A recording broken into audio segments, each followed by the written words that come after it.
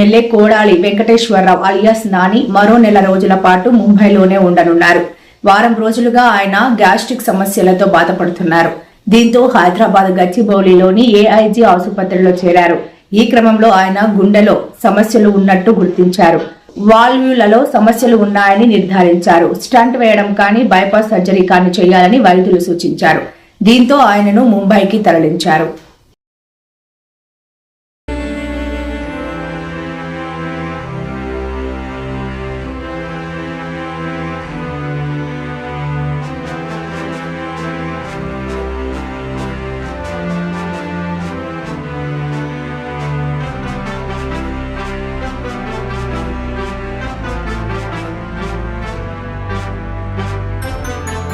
వివిధ రకాలుగా మీడియాలో వస్తున్నాయి.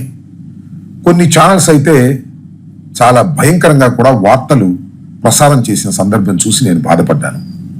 ఇవాళ మీకు ఒక మంచి వార్తను అందించబోతున్నాను. అదేంటంటే ఈరోజు ఉదయం ఆపరేషన్ థియేటర్లోకి వెళ్ళిన తర్వాత మళ్ళా తిరిగి 6:30 ఆ ప్రాంతంలో మళ్ళా ఆపరేషన్ సక్సెస్ఫుల్గా పూర్తి చేసుకొని ఐసీయూలోకి కొడాలి నాని గారు రావటం జరిగింది.